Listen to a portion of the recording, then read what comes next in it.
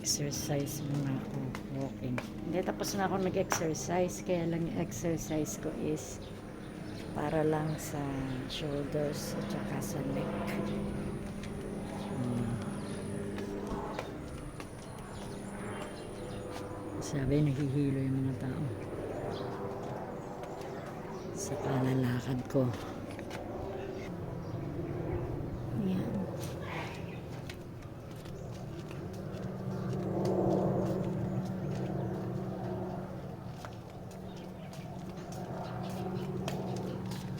Exercise.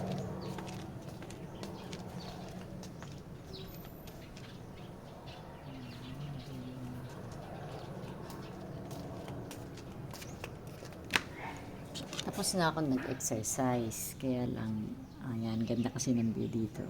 Look.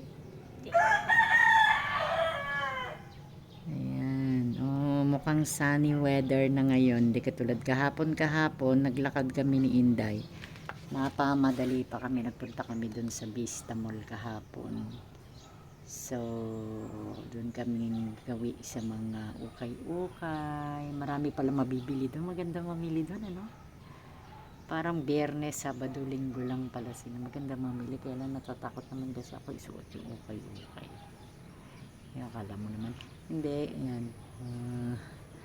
Look at the weather today. May nakilala na naman ako sa YouTube. May nakilala na naman akong Pilipino na vlogger din. Shout out. Yan, salamat sa help. Salamat sa pag-supervise kay Bert Pinoy. Keep up the good work, sabi sa akin. Tuloy-tuloy lang daw, wag susuko, di ba? Ba't ang laki ng eyebag ko? Ayan. So, let's go. Tingnan niyo yung cat, oh. Nandun sa sasakyan ni Reggie. Hoy, muning. Oh.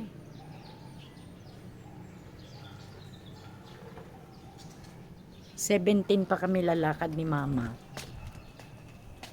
17 tayo lalakad man, no? Ay, kasi yung pera, di ba, nasa akin pa yung pinadala ni Karen. Oh. Sa'yo man yun. Naka-vlog. Wala pa.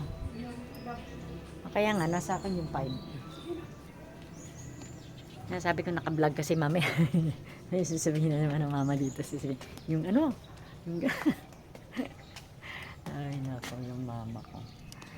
So, 17 na kami lalakad. Na-inspired lang ako sa Haba Vlog. So, dun tayo sa kabila. Tingnan natin, bisitahin natin yung kabilang bahay. Tingnan natin si Inday. This is my own. Alalala, baka pumasok si Begin.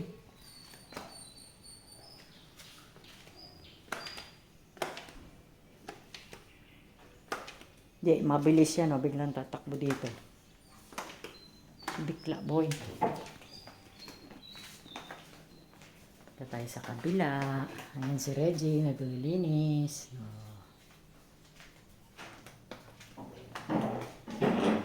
Wala, hindi palagi dumadating yung ano. Ito, oh. Yung ipapaayos doon ng kapatid ko, order siya ng ano. Tabi niya, nakakatakot. Hindi na mahal-mahal ng siningil ng engineer, 200K. Ito, sa ginawa lang dito. So, let's go there. Doon tayo sa kabila. Let's visit the, ano. Ayan na si Kili ko. Ang bait nitong asan to, oh. Pag dumadaan ako, tumatabi. Talagang maaasahan, oh. Ayan siya, guys, oh. Oh. Ang bait talaga ni Kili. No?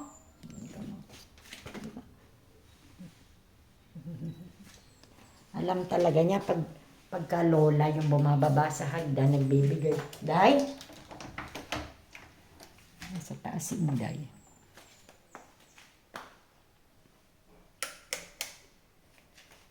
Yan. Kailangan na supervise natin sila araw-araw sa kanilang ginagawa. So, I'm gonna open here. Dito muna tayo magtambay-tambay. Diba?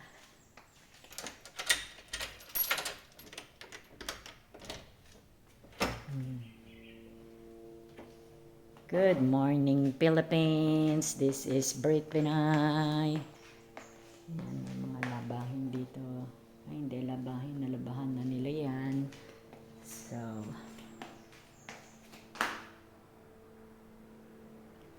Check the toilet, check the kitchen. Gusto kasi ng kapatid ko malinis ang bahay. So, tulungan natin siyang mag-supervise. Kasi wala yung kapatid ko, guys. Yung kapatid ko kasi siya ang aming breadwinner. Siya yung nagpo-provide sa amin. Yeah, so we are so blessed kasi meron kaming kapatid na ganun. Siya yung pangalawang kapatid, sumunod sa akin. Kasi yung bunso din namin may pamilya, may asawa na rin. Ako, ang walang anak at wala nang asawa. Di ba? So, dito ako nakatira sa Philippines, sa bahay ng aking sister. Day? Andiyan ka. Kumakanta ka. Mag-iingat ka, Day. Naglilinis si Inday. So, yun, as I was saying, yan, yung kapatid namin ang breadwinner. So, since dumating ako, since I arrived from the Philippines, I live here in my sister's house. Yeah, because I don't need to have my own house naman kasi I'm alone, di ba? I don't have children. Ang children ko dati is a cat. So, wala na yung cat ko. I lost my cat last year.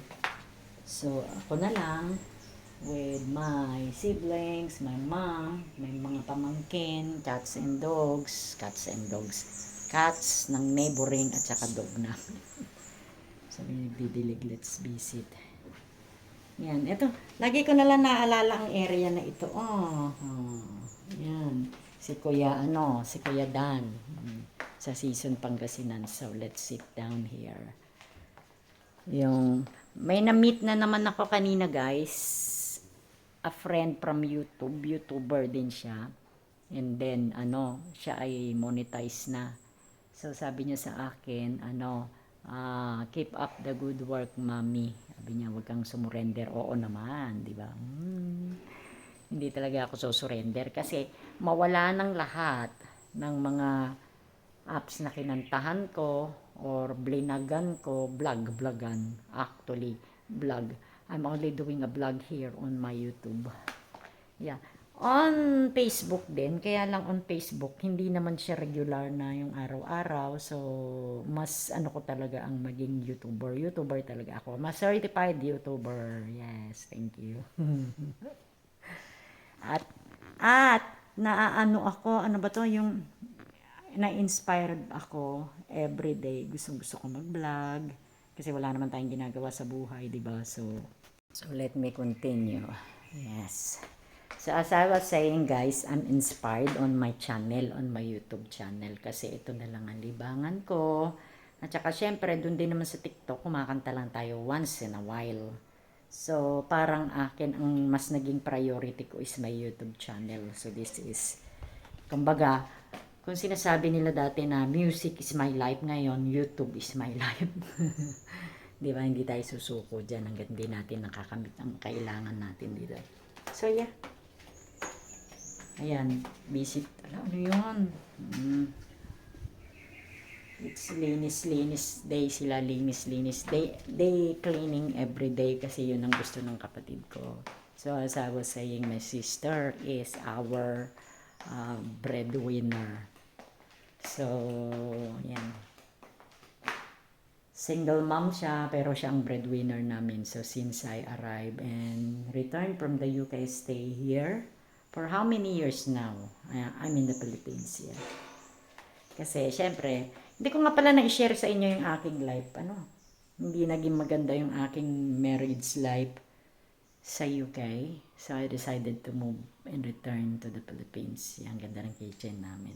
Kitchen ng kapatid ko. Yeah, kaya nga sinasabi ko, guys, hindi ko naman kailangan actually ng sariling bahay. Because I'm alone, I don't have a children, I don't have a husband, diba? So, dito na lang muna tayo makitira sa ating mga kapatid, diba? While nandito pa yung mother namin, diba? Pero, siguro, sabi nila kung may anak ako, syempre, magpupursige ka rin kung may anak ka, magpupursige kang you get your own place and house, di ba? Kasi you have children. So, since alone lang naman ako, so, nakikitira-tira na lang ako dito sa kanila sa mga kapatid ko here in the Philippines. But, time will come pag kailangan na natin bumalik sa UK. Sakali, babalik din tayo. Babalik tayo. Kaya lang ang iniisip ko kasi guys, when I will go back in the UK, and then alone lang naman ako. Hindi ba? Hindi ba parang sad? Even if sorry. Ayan, inusog ko siya. Oh, ang ganda ba ng ano. Itong kapatid ko talaga ang pumipili ng aming mga gamit dito sa bahay. Yun. So, ituloy na lang natin. Tabingi. Sabi ko nga, I have few relatives in the UK as well. Kaya lang, they have their own family, they are working, they are nurses. So, pagbabalik ako doon, naisip ko, if ever na gusto kong bumalik doon, ang pangit naman yung pupunta ka sa isang lugar tapos ikaw lang mag-isa, di ba? Pero alam mo, lahat naman ng tao na nag-abroad, hindi ba mag-isa lang naman talaga sila. Hindi naman pwede mag-abroad ka na may kasama ka unless nag-migrate ka. Nag-migrate ang buong family, di ba? So, yun. Yan lang ang inaano ko. Yung iniisip ko, syempre, habang nandito pa yung mother namin, samahan natin kasi kailangan alagaan natin at bantayan ng ating mga parents. Sabi nung may friend ako na na-meet sa TikTok and here on YouTube as well. Sabi, hindi pa siya nag-abroad. Dati nag-abroad daw siya. Kaya lang nag-stop daw siya mag-abroad kasi meron siyang parents na kailangan bantayan. Which is totoo naman, di ba? Ganyan natin para makita yung magandang view. Which is totoo naman, hindi ba guys? Kasi aanhin mo naman yung mag-travel ka, mag-ano ka. Although sinasabi nila, travel lang hanggat may time ka. Hanggat bata-bata ka pa, hanggat kaya mo pa. Kasi pag hindi ka na makalakad, di ba? Siyempre may tanda ka na, hindi ka na makapag-travel. So, hindi rin naman din yun ang point ko. Ang point ko is, siyempre, my sister is working hard ang sister ko because my sister is our breadwinner. So, siya ang nagpo-provide dito sa amin lahat. Diba? Kaya, swerte talaga kami dahil meron kaming kapatid na ganun. Diba? So, here in the house, my mom was here, my nephews, hindi ba, at saka 2 maids, hindi ba? So, yung mother namin is 77 years old na. 77 na ba? 78 na ba si mama? So, kailangan may maggagabay sa kanya. Kailangan may kasama siya, di ba? Yung pag may pupuntahan, ano sa bank, ganyan, mag-grocery. Minsan sumasama kasi si mama sa grocery, gusto pa niyan lumabas. Yung mga ganon. So, kailangan tayong mga anak, kailangan din natin silang gabayan. Kasi, remember, when we are still young, sino ba ang gumabay sa atin? Hindi ba yung mga parents? Di ba yung mga parents na nag-alaga sa'yo, nanay mo, di ba tatay mo? Yung hanggang sa lumaki ka, hanggang sa makalakad ka na, hanggang sa makapag-aral ka. So now, it's our time naman para naman bumawi sa ating mga parents. Even if hindi natin na ibibigay yung mga pinansyal na pangangailangan nila lahat, yung gano'n, at least naaalagaan natin sila, nababantayan. In my case, my mom was here, but here in my sister's house, we got 2 helpers, di ba? Yung sister ko yung nagpapasahod doon sa mga helpers. And, di ba? So, inaalagaan din ng mama, hinahatiran ng food, gano'n, nagluluto, hindi na pinapababa kasi ayaw ng kapatid ko na pababain si mama kasi nandun siya sa taas eh. So, siyempre, pag may edad na, delikado pagka bumababa, di ba? So, lahat ng pangangailangan ni mother nandun na inside her room. Meron na siyang personal na toilet na nandun na siya, air condition, may TV, may refrigerator, so kompleto. So, we are very, very blessed kasi dahil sa kasipagan ng sister ko, because my sister is very hardworking na single mom, hindi ba? So, siya lahat ang nagpo-provide ng mga kailangan namin. Napakaano niya kasi nakaranas kami ng maginhawa at magandang buhay. Even me, when I was here, di ba? I was here in the Philippines since I arrived from the UK, I stay here. Nung unang-una akong dumating dito sa house ng sister ko, she got 7 maids. 7 helpers. Imagine that. Kasi malaki ang bahay niya. So, nakaranas talaga kami ng masarap na buhay. Thanks God. And thanks to my sister. Kasi talagang napaka ano niya yung, alam niya yung good provider siya. Yung alam niya lahat yung mga gagawin, alam niya naman ganito, ganito, single mom yun, kapatid ko ha. Pero kung ako siguro ang ganun, I don't know kung kakayanin ko yun.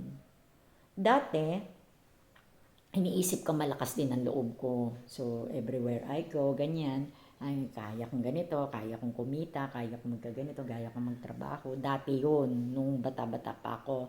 Pero magkaiba kasi kami ng ano ng sister ko, guys eh. Ako kasi is, nagka-graduate ako ng high school, uh, hindi na ako nagpatuloy ng college. So, I decided to work in a band. Nasa band na po ako. So, nagwo-work ako sa banda. So, in short, sarili ko lang yung inaasikaso ko dati. Kakanta ako, sasahod ako. Pero, maliit lang ang sahod. What is 150 pesos? I started singing, ang wage ko is 50 pesos. Diba?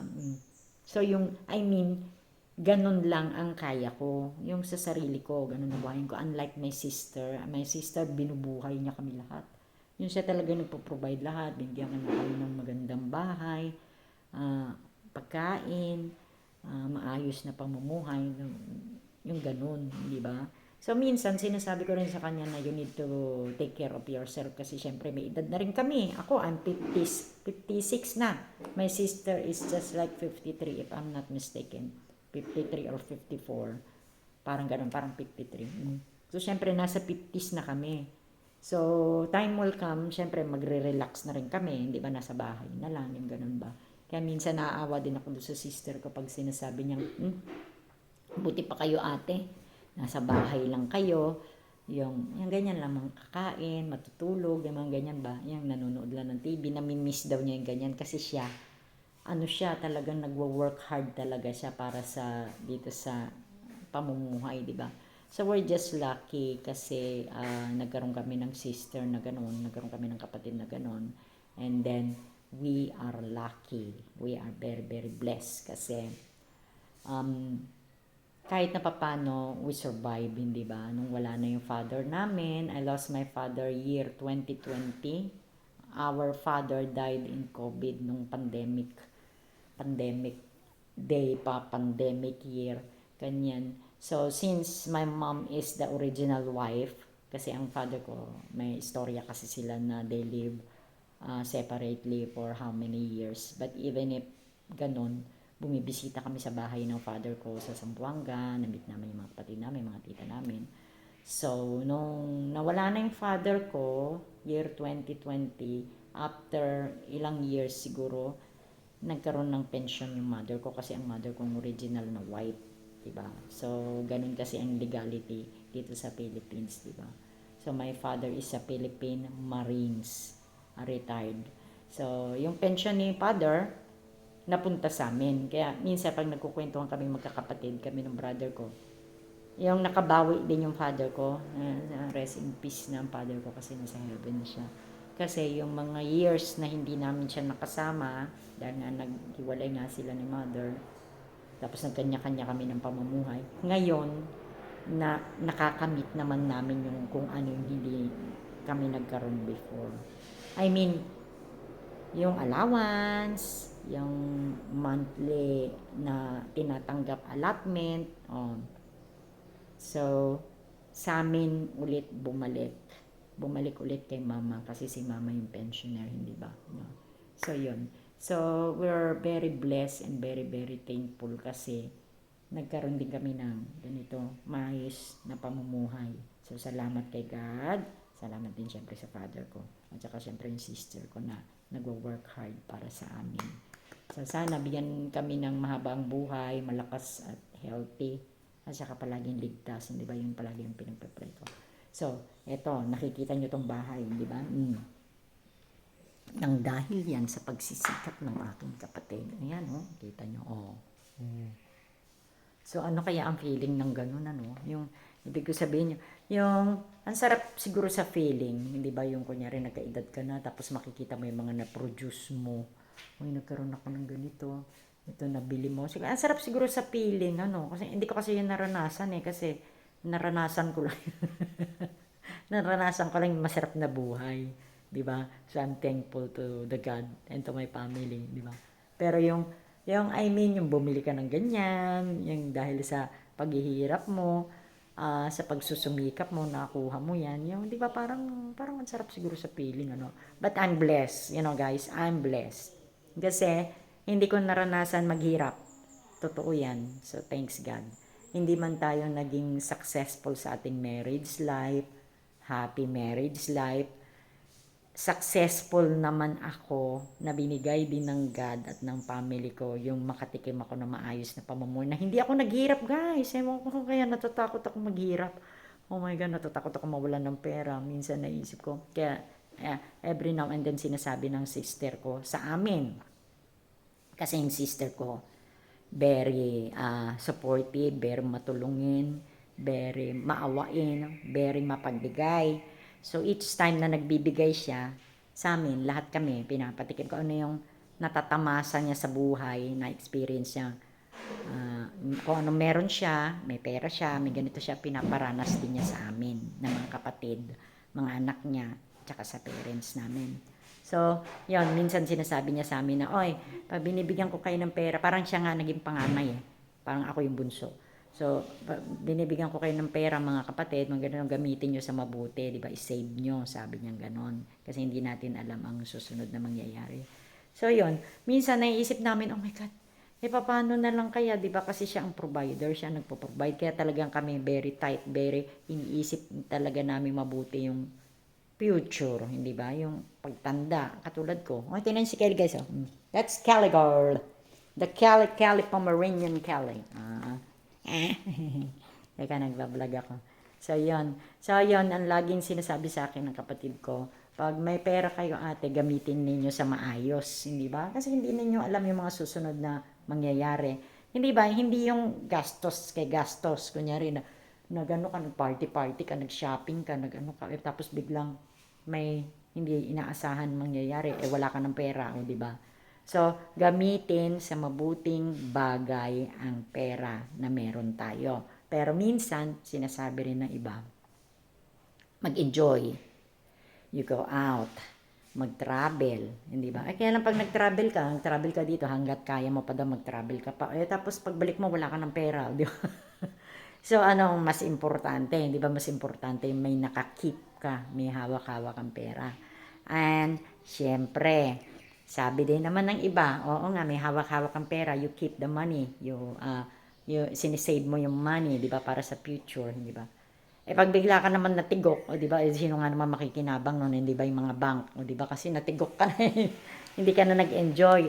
So, kailangan pala half means kalahati i-enjoy mo, kalahati i-save mo. Di ba? Kasi at least na-enjoy mo, ay, ganun pala yung may pera. Di ba? Ay, ganito pala yung may nag-enjoy ka. Hindi yung, syempre, totoo din naman. Di ba? Kaya dapat pala 50-50 palagi. Di ba?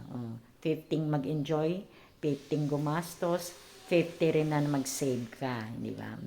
Kasi at least, napakinabangan mo, nag-enjoy ka din. Di ba? Tingnan nyo naman si Kelly, guys. Oh. Ay, tumae! Tumae. Look. Tumae siya sa lalo ko ka, ha? Habang nagdadaldal ako. Ito naman si Inday. Ano ganun? Show you the Inday. Oy, madulas dyan, Day. Pa-slide yung ano, ha? Sige po. Alam mo ako dati, na-slide ako dyan. Buti nasa loko ni Manong. Madulas na talaga dito. Pababa kasi yung ano, kasi nga yung sasakyan. So, hindi ba? So, ayan nga, sinasabi ko na encourage natin ang lahat ng people na hindi lang, sige, save. Kailangan din i-enjoy mo din kung ano yung meron ka. Pero kailangan half lang. Kasi hindi mo pwedeng gastusin lahat. Tapos sa susunod wala ka nang gagastusin, di ba? So, that's it for today. Thank you and shout out sa mga bago nating friends dito sa YouTube. I love you all. Thank you sa support kay Bret Pinay, the British Filipina vlogger, travel vlogger in the Philippines. Thank you guys. Have a great day.